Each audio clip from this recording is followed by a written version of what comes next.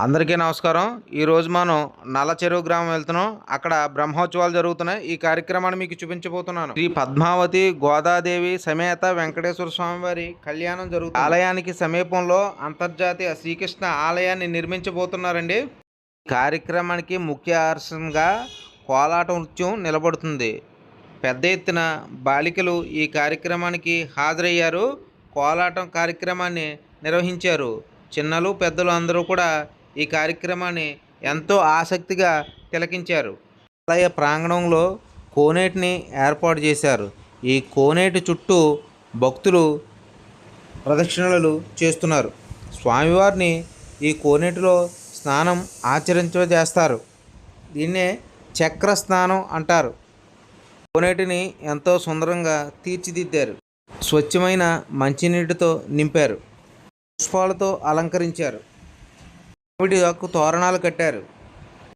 బ్రహ్మోత్సవాలను తిలకించడానికి సుదూర ప్రాంతాల నుంచి కూడా భక్తులు పెద్ద ఎత్తున హాజరవుతుంటారు.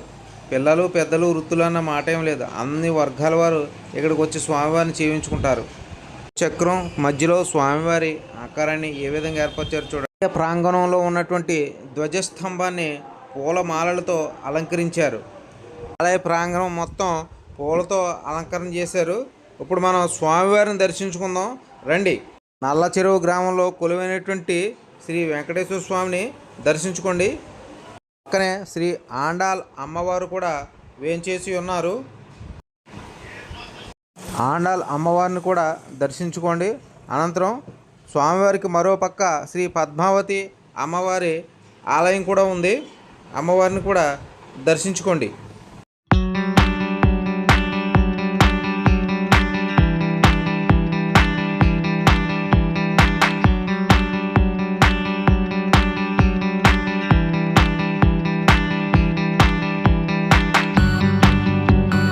ఆలయ ప్రాంగణంలో లడ్డూ ప్రసాదాన్ని విక్రయిస్తున్నారు.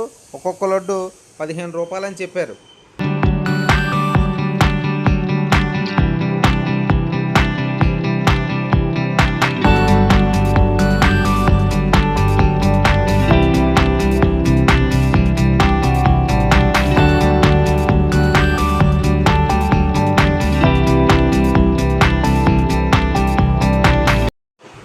ఆలయ వెనుక భాగంలో వేణుగోపాలస్వామి ఆలయం కూడా ఉంది.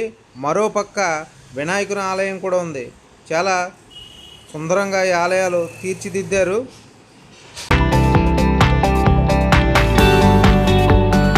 స్వామివారి ఊరేగింపుకు వినియోగించేందుకు అనువ వాహనం, గరుడ వాహనం ఆలయ ప్రాంగణంలో సిద్ధంగా ఉన్నాయి. మీరు కూడా చూడవచ్చు.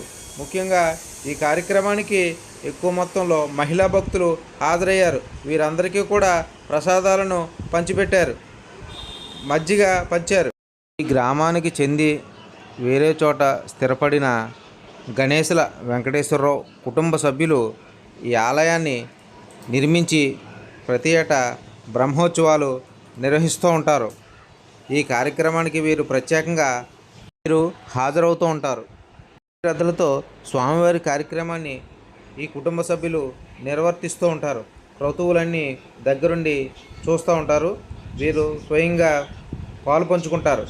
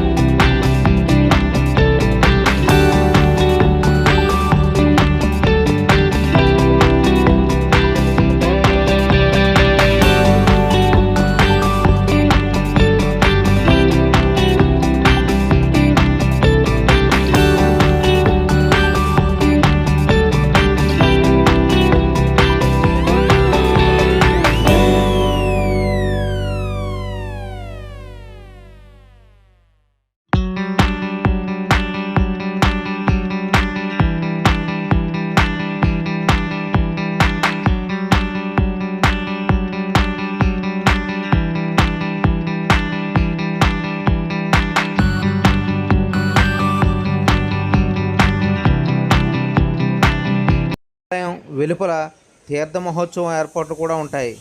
భక్తులు అవసరమైనటువంటి సామాన్లు కొనుగోలు చేసేందుకు తీర్థాన్ని ఏర్పాటు చేస్తారు. లైక్ చేసి షేర్ చేసి సబ్స్క్రైబ్ చేయండి.